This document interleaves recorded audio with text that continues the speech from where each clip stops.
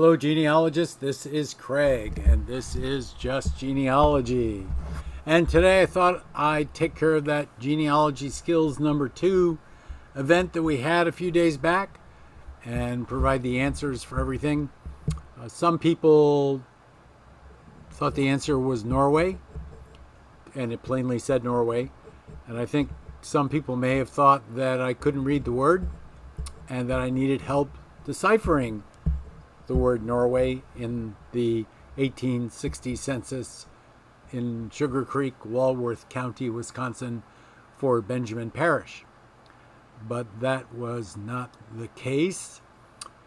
The issue at hand was that Benjamin Parish was not born in Norway, in spite of the census saying so.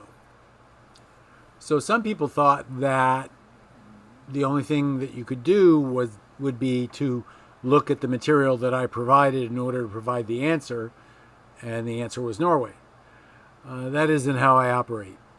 If I had difficulty deciphering something, I would tell you I have difficulty deciphering something. And would you please help me decipher it? And I haven't done that yet, but I might very well do that at some point in time because we can crowdsource things all we want. The other piece was, well, I was afraid that it was inappropriate for me to look elsewhere for the answer. Yet this circumstance, this test, was actually to remind you that no record is in isolation. No record by itself is correct. An analysis of this record would be that it is an original record, that we do not know who the informant is, and that it is direct evidence of him being born in Norway, which is, of course, incorrect.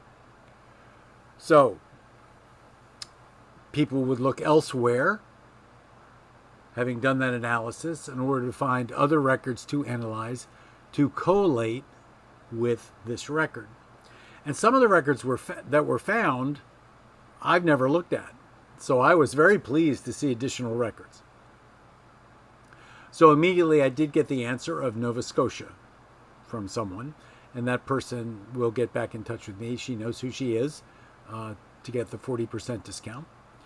And then there were other people who eventually got Nova Scotia, and some of the ways that they got it were to look at the 1880, 1900, and 1910 census.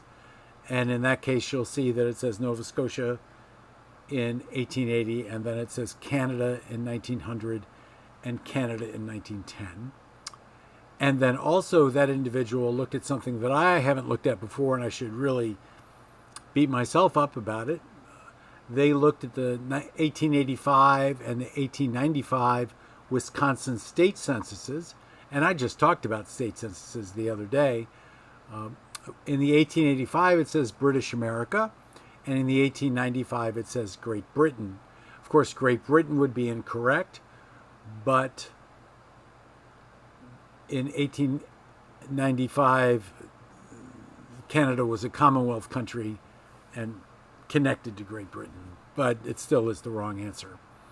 So that probably means that the informant on the 1895 census, like the informant in the 1860 census, was not a person who actually knew intimate information about Benjamin Parish. Another place that was looked at, and the place that I looked at myself early on, and this was, in my mind, the winning place, was the naturalization record. And he doesn't get naturalized until 1913 when he's 78 years old.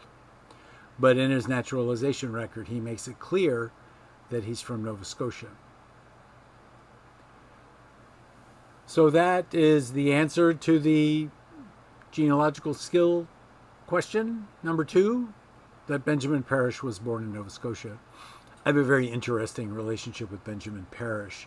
If you listen to my Wisconsin Genealogical Society talk the other night, I did a case study on a Civil War soldier by the name of Newton Hawes Kingman. And Newton Hawes Kingman was the brother-in-law of Benjamin Parrish. And he was Cornelia Kingman's brother. And he was a captain in Company I of the 13th Wisconsin Infantry, among other things, during the Civil War. And my father had told me about him when I was a kid, and told me about other Wisconsin Yankees who fought for the Union. Most of them were named Nyland, had the surname of Nylands, but he did tell me about Newton Kingman being a captain in the 13th Wisconsin.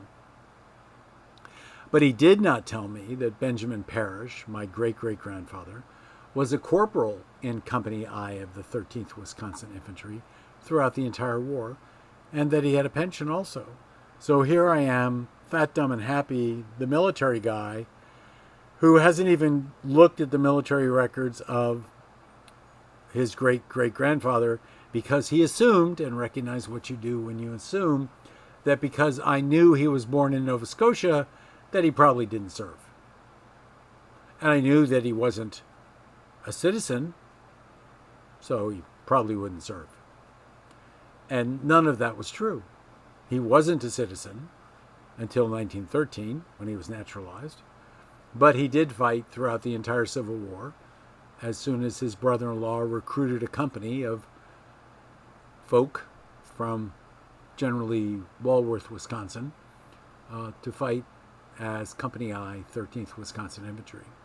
So it saddens me to have to report to you that the know-it-all doesn't know it all. Anyway, on that note, this is Craig.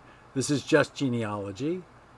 And I've, again, shared with you some of my family history. Egads. Please subscribe. Please tell your friends. Please keep this going. I'm enjoying it very much.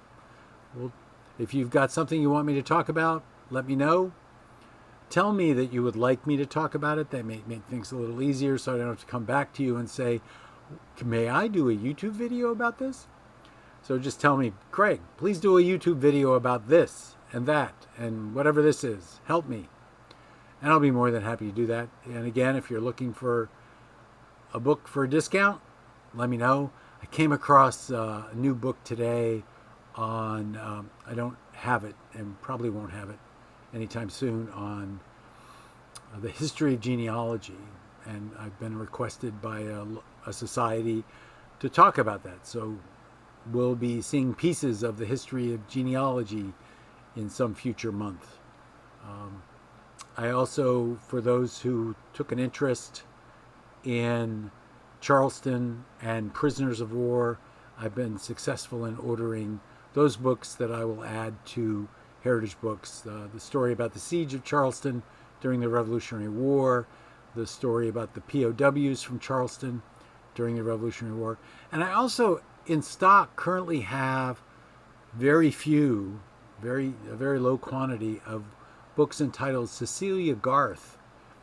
And she describes life in Charleston during the Revolutionary War, if you're interested in that book. So again, Craig, Just Genealogy. Have a great day. See you tomorrow.